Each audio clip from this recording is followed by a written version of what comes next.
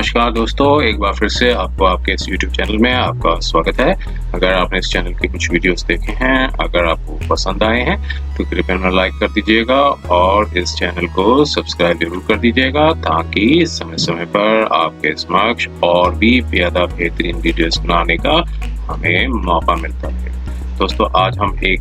Judgement है माननीय supreme court की, वो आपके समक्ष लेकर आए हैं। इस जजमेंट में देखिए क्या था कि अगर कोई गवर्नमेंट ऑर्गेनाइजेशन किसी गवर्नमेंट एम्प्लॉय को या कुछ ज़्यादा सैलरी दे देती है या कुछ इंक्रीमेंट्स दे देती है, तो क्या कुछ सालों बाद government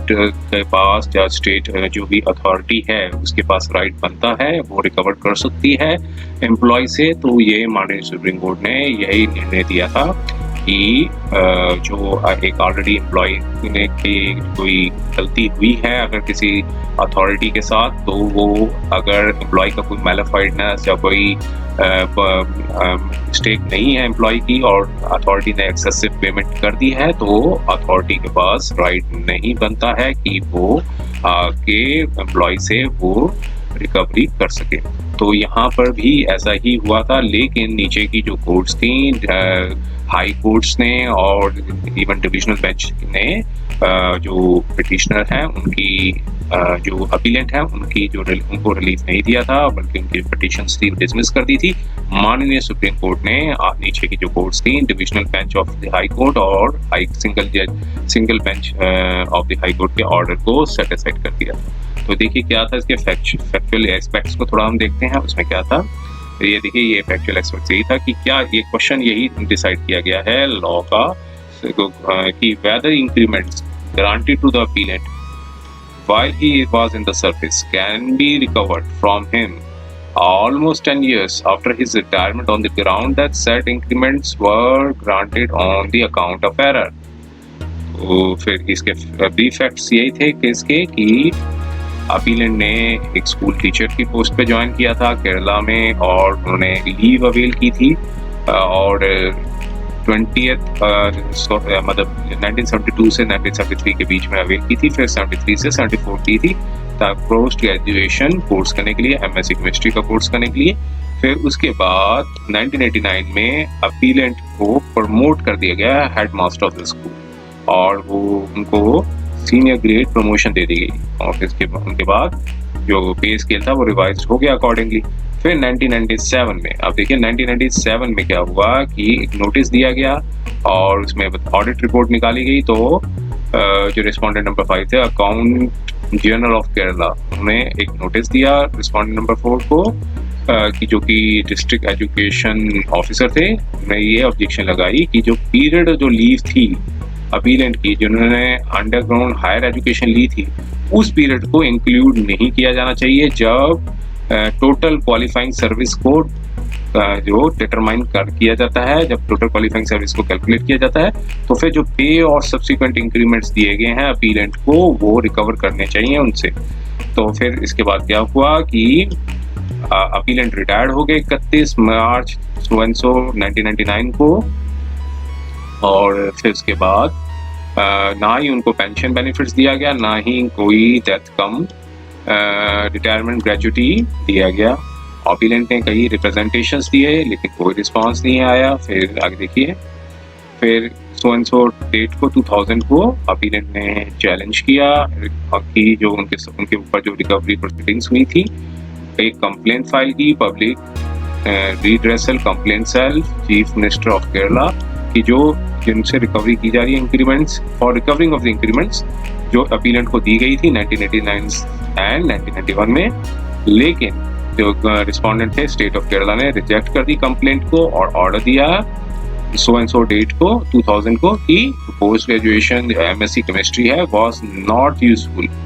as per the rule 91A part 1A of the Kerala service rules in any manner to the public service.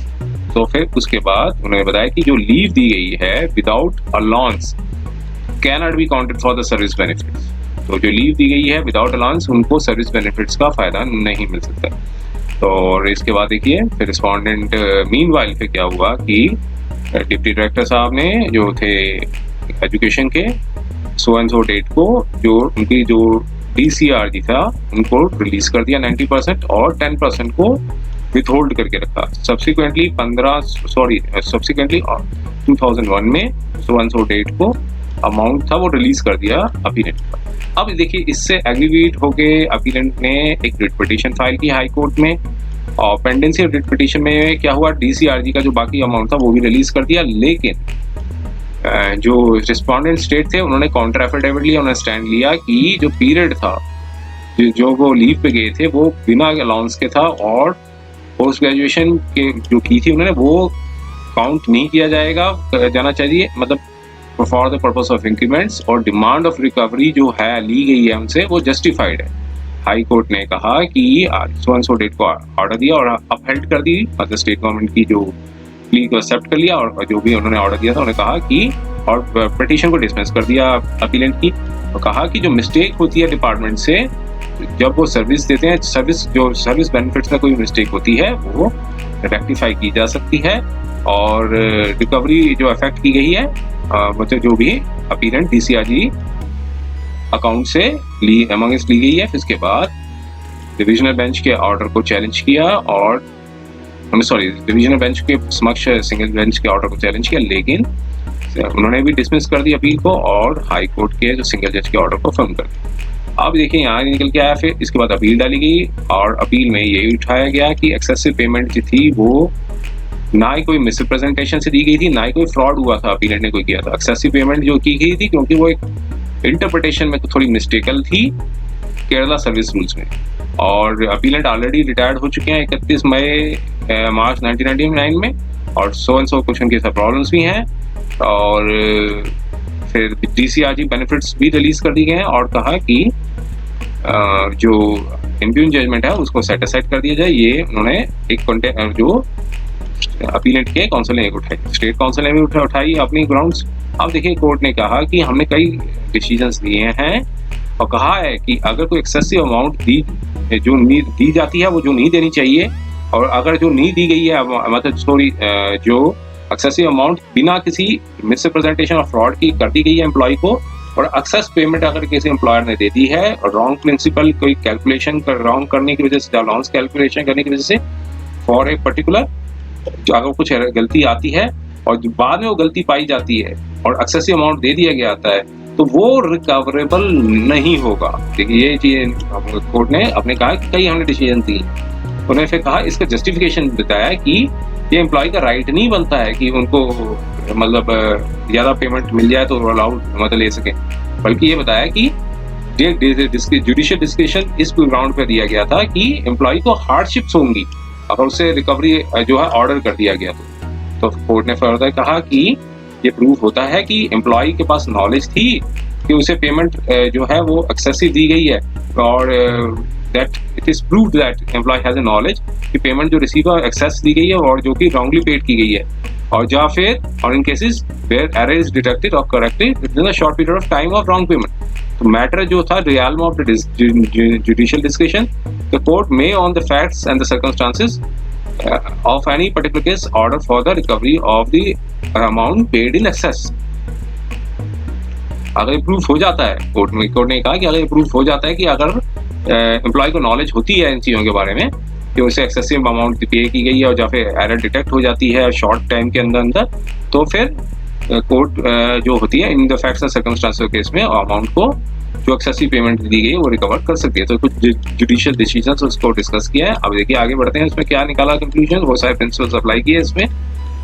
हमने ये निकाला कि जो प्रेजेंट फैक्ट्स को देखते हुए जो फैक्ट्स आए हैं सामने, तो ये कहीं नहीं कहा गया है कि मिसरिप्रेजेंटेशन हुई है या फ्रॉड किया है अपीलेंट ने और एक्सेसिव अमाउंट पेमेंट कर दी गई है। अपीलेंट चूंकि ऑलरेडी 31 मार्च 1999 में रिटायर्ड हो चुके हैं, तो रिस्पोंडेंट ने जो एक्सेसिव पेमेंट दे दी गई है जो कि मिस्टेक थी, जो कि उनके जो सर्विस रूल में इंटरप्रिटेशन करने में एरर हो गई थी, और सब्सिक्वेंटली पॉइंट आउट हुआ था जो कि अकाउंटेंट जनरल ने सब्सिक्वेंटली पॉइंट किया था। तो अब ये अटेम्प्ट टू रिकवर और इंक्रीमेंट 10 साल के बाद लेना काफ़ी ज़्यादा अनजस्टिफाइड होगा, काफ़ी अनजस्टिफाइड होगा। तो इसलिए डिविजनल बेंच की जो ऑर्डर थी उसको सेट असाइड कर दिया, और ऑर्डर डेटेड था जो पब्लिक रिड्रेसल कंप्लेंट को चीफ मिनिस्टर को उसको भी सेट असाइड कर दिया, तो मीन्स अपील जो थी वो अलाउ कर दी। तो ये था माननीय सुप्रीम कोर्ट का जो एक डिसीजन था, जजमेंट थी कि एक्सेसिव अमाउंट अगर पेमेंट कर दी जाए तो वो अगर कोई बोनाफाइड मतलब मिस्टेक नहीं है, कोई मिसप्रेजेंटेशन नहीं है, तो इस केसेस पे उसे रिकवर नहीं किया जा सकता। उम्मीद है ये वीडियो आपको पसंद आया होगा। अगर पसंद आया तो इसे पर लाइक कर दीजिएगा और इस चैनल को सब्सक्राइब जरूर कर दीजिएगा, ताकि समय समय पर आपके समक्ष और भी अच्छे अच्छे बेहतरीन वीडियोस बनाने का हमें मौका मिलता रहे। समय देने के लिए बहुत बहुत धन्यवाद।